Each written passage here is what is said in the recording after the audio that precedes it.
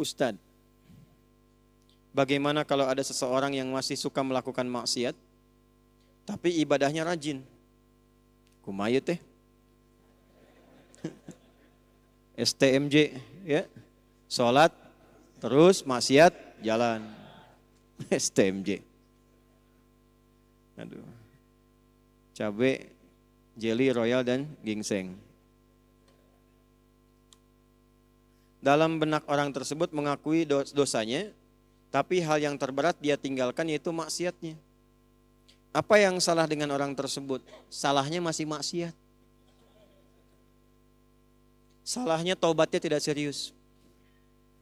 Quran surah ke-4 ayat 17. A'udzubillahi minasyaitonirrajim. Bismillahirrahmanirrahim. Innamat taubatu 'ala Allahi lilladzina ya'maluna as-su'a bijahalatin thumma yatubuna min qarib. Allah hanya akan menerima orang tobat yang sungguh-sungguh. Yang saat sadar dia salah, dia segera bertobat. Jadi rumus tobat itu kalau sadar salah jangan ditunda, segera tobat saat itu. Salah sore, ba'da asar, jangan tunggu malam sambil tahajud. Karena boleh jadi maghrib meninggal. Maut datang lebih cepat dari apa yang tidak diduga. Segera. Yang kedua, sungguh-sungguh. Terus begitu. Nah, bagaimana ciri orang yang diterima tobatnya ketika dia benar-benar bertobat? Quran surah ke-39 ayat 53. Qul ya ibadiyalladzina asrafu ala anfusihim la taqnatu min rahmatillah. Innallaha yaghfirudz dzunuba jami'a. Ya Muhammad SAW, katakan, viralkan pada semua hambaku yang berlumur maksiat. Jangan putus asa dari rahmat Allah. Tobat yang betul. Kalau dia benar, Allah ampuni semua dosanya. Ciri orang diampuni dosanya, maka semua kesalahannya akan tertutup, terjaga dia dari yang salah, dan berubah dia dengan perbuatan yang soleh. Jadi yang salah-salahnya hilang, yang solehnya yang muncul.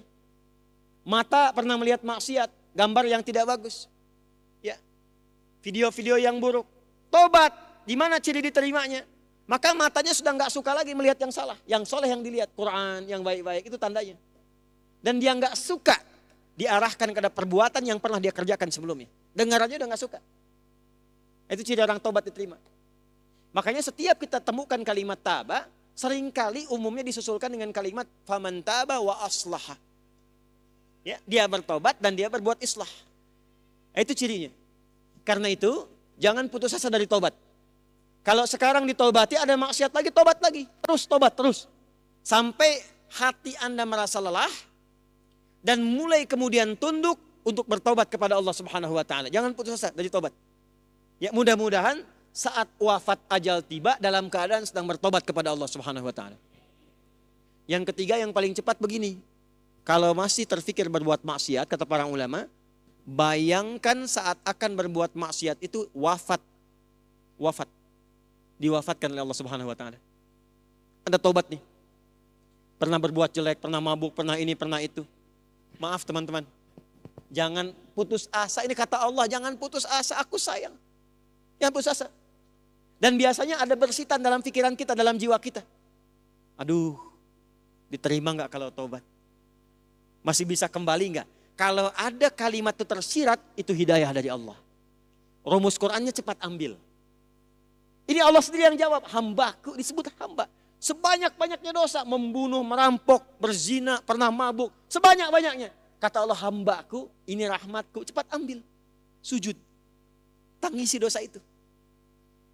Kalau belum bisa menangis, menangis lagi, nangis lagi, nangis lagi. Tangisi diri kita yang belum bisa menangis. Sampai hatinya lunak. Berusaha terus. Sampai kita merasakan ketenangan dalam tobat.